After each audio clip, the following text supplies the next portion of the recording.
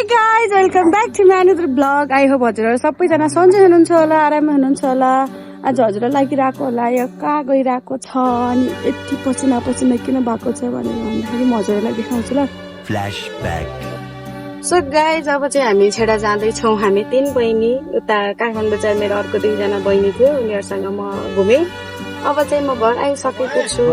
घर आएर चाहिँ म मेरो आन्टीको छोरी, अंकलको छोरी अनि त्यसपछि फुपूको छोरी, उता चाहिँ 2वटा मेरो फुपूको छोरी थियो अनि यहाँ चाहिँ अब हामी छौं हैन। अनि हामी नेपाल घुमाउँदैछौँ है गाइस, स्पेशली सिर्फ डाँडा काँडा घुमाउँदैछौँ। मलाई चाहिँ एकदमै जान मन थियो। विदेश गएर उहाँले डाँडा काँडा देख्नु भएको थिएन होला, घरै घर देख्नु थियो होला। अब माइन्ड फ्रेस गर्मीको हावा खाउन हामी चिसो खुवाउने डाँडातिर जाँदैछौँ छेडा। अब चाहिँ हामी गाडीमा चढिसक्यौँ हैन। अब गाडी चाहिँ कति बेला जान्छ थाहा छैन, खाली नै छ। सायद अलि टाइम नै लाग्छ होला। सबै खान्छ गाडी धेरै चाहिँ फेरि डेमो मात्र देखाएको चाहिँ डेमो मात्रै ल, अरू त उसले खाइसक पनि सक्यो होला, पचाइ पनि सक्यो होला हैन। सो अब अलिकति टाइम लाउँछ होला, मान्छेहरू हाल्दै गरेको छ। अनि गएपछि अब बाटोमा देखाउँछु म थोरै थोरै क्लिप, अनि त्यसपछि मेरो डेस्टिनीमा देखाउँछु।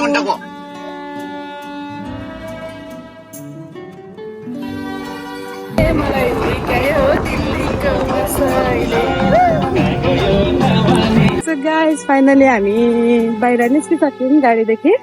अनि यता छ, यस्तो छ, वाउ यस्तो छ। हामी जाँदैछ, बाटोमा छ अनि गाडीबाट निस्किसक्यौँ। अब पछाडि उता छ, उसले भ्लग पनि बनाउँदैछ, मैले पनि अगाडि बनाउँदैछु। अब उता गएपछि होइन म देखाउँछु। आधा चाहिँ हामी आइसकेको छ। यहाँ हेर्न सक्नुहुन्छ हजुरले, भ्यू यस्तो छ, मान्छेहरू कति धेरै छ। तलबाट हाम्रो सुर्खेत भ्याली देखेको छ अनि हामी चाहिँ जाँदैछ होइन। सो हेरौँ कहाँसम्म पुग्ने हो, आजको यात्रा कहाँसम्मको छ हाम्रो, म हजुरहरूलाई जोड्दै गर्छु। ओके, यति हिँड्दै नि म। सो बेलुकासम्म त बाउको भाइ देखेला जस्तो छ। यिनीहरूले पुरा पिस देखाउँछ। 2 वर्षसम्म यति हिँड्निस् होला कि त, त्यति हिँडाउँछु माथि पिस गर्न आउँछु भनेको मान्छेको चाहिँ पिच हुँदाखेरि बर्बाद होला। सो गाइस, हाम्रो यात्रा चाहिँ लगातार भइरहेको छ अनि अगाडि यस्तो छ, हामी चाहिँ यस्तो हिँडिरहेको छ होइन। मौसम कुल छ, मौसमले चाहिँ च्यालेन्ज हानेको छ। हामी चाहिँ मजाले गइरहेको छ। अनि नारायण चाहिँ हजुरलाई कस्तो भइरहेको छ? रमाइलो, हल्का फुल्का सास बढिरहेको छ। तब पनि केही छैन, राम्रो भ्यूको लागि चलेगा, यति चलेगा पैदा गुडेगा चलेगा। हामी चाहिँ फाइनली पुग्न आँटे जस्तो फिल भइरहेको छ होइन। तर हामी पनि अलिक कन्फ्युजमै छौँ। हेर्नु न, वाउ, एक्सपेक्टेसन भर्सेस रियालिटी त होइन नि गाइज। यता मान्छेहरू आउँदै हुनुहुन्छ अनि हामी चाहिँ यसो हिँडेर आइरहेको छ क्या होइन। अनि एकदमै गाह्रो भइरहेको थियो हामीलाई चाहिँ। ट्याक्कै गाडी भेट्यो क्या, गाडी भेट्यो अनि हामी चाहिँ आएको हो।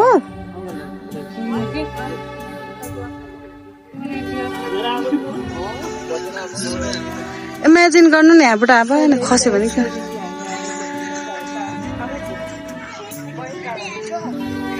हामीलाई त्यति खासै थाहा थिएन नि त, अनि हाम्रो फर्स्ट टाइम।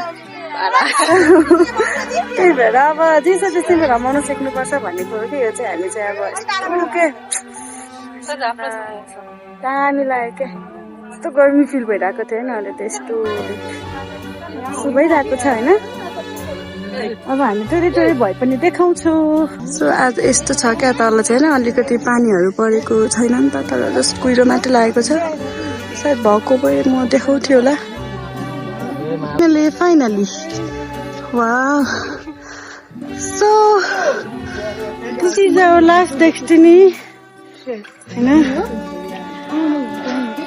यही हो। सो आफ्नो नेपालको झन्डा फरफराइरहेको छ। हामी कहाँ जाने हो अब? यता माथि जाऊँ न। सो हामी माथि जाँदैछौँ। यसरी बाटो छ, यस्तो गर्मीको थियो होइन, तर यस्तो हावा चलिरहेको छ। सायद पानी परेको झन् राम्रो हुन्छ है। सो यही हो है, मान्छेहरू रमाइलो गरिरहेको छ।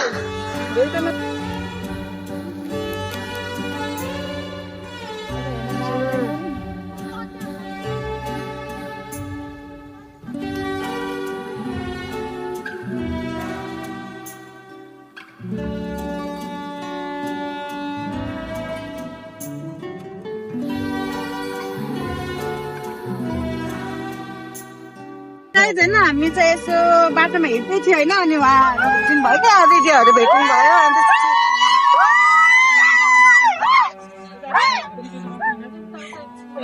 हामी यता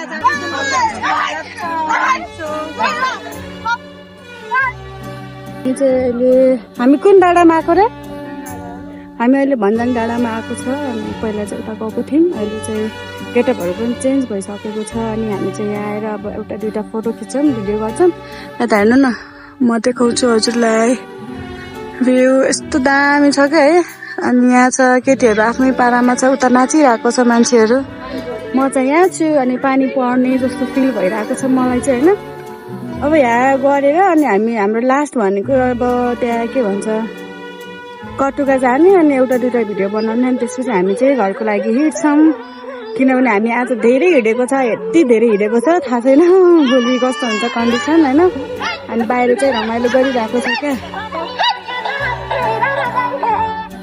सो गाइज हेर्नु न मलाई यहाँ आमामा नि जुका लागेर मलाई सबसे घिन लाग्ने भनेको जुका हो कि कस्तो घिन लाग्ने हो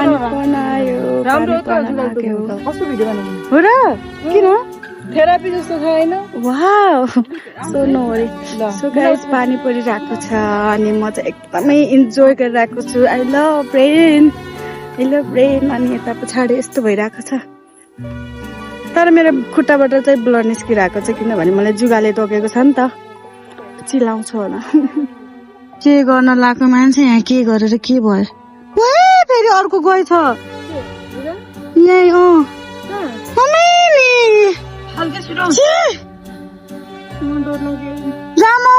अब त आङभरि पुरै सल्किन्छ होला यार यो त गाइजहरू मेरो हालत विदेशबाट आएको यही हो चर्तीकालाई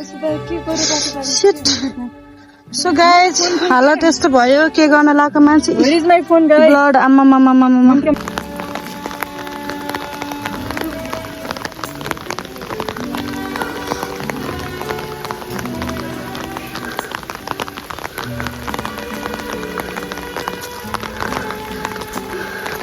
यहाँ तपाईँले देख्न सक्नुहुन्छ यो चाहिँ गिरी पार्क हो हामी यहाँभित्र जाने भने प्लानिङ चाहिँ गरेको थियो तर पानी परेको अवस्थाले गर्दा नगर्ने नजाने भन्ने कुरा भयो अब अलिकति ढिला पनि भयो नि त सो हामी घर जाँदैछौँ बाटोमा छौँ आउँदाखेरि कस्तो भएको थियो जाँदाखेरि कस्तो खतरा भएर जाँदैछौँ हामी किनभने पानीले गर्दा हामीलाई यस्तो भनिरहेको छ गाइज निष्ठुरी पानीले पनि धोका दिइरहेको छ हामीलाई भाउ भयो यति त एडभेन्चर गर्नुपर्छ क्या फेरि नेपालमा घुमाइदियो जिन्दगीमा पनि बिर्सिनु होला आज जुगाले पनि त्यतिकै माया गर्यो मलाई चाहिँ यति धेरैले टोक्यो कि हेर्न सक्नुहुन्छ बाटोहरू यस्तो छ अनि भ्यूहरू यस्तो छ होइन हाम्रो अवस्था यस्तो भइसकेको छ पानी परेर उहाँलाई हेर्नु मलाई एक्लै छोडेर चाहिँ उहाँ छाता गरेर जानुभएको छ म चाहिँ यहाँ हेर्न सक्नुहुन्छ म फेरि बुझेर आइरहनु भइसकेँ उहाँ जाने मन थियो तर त्यहाँ चाहिँ हामी पुग्न सक्दैनौँ हाम्रो घटना त्यहाँसम्म नपुग्ने अवस्थाको भइसक्यो त्यहाँ चाहिँ त्यो चाहिँ हाम्रो छेडा भन्छ त्यसलाई त्यहाँ मन्दिर छ गुम्बा पनि भन्छ होइन गुम्बा त्यसलाई चाहिँ छेडा भन्छ हालत हेर्न सक्नुहुन्छ मलाई एक्लै छोडेर उनीहरू अगाडि गइरहन् मलाई झोला बोकाएर आफै चाहिँ मस्तसँग हिँडिरहन् अगाडि तर छाता वरिवरि मलाई एक्लै छोरी हिँड्नेछन् नेपालको झन्डा अब हामी एकछिन बस्छौँ। गाडीबाट निस्केर पनि हामी मोमो खान आइसकेको छौँ। हामी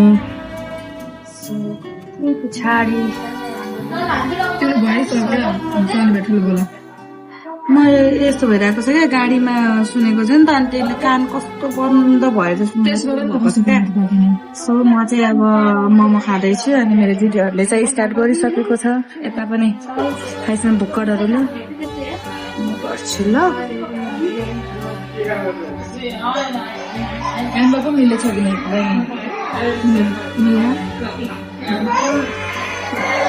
खायो ल।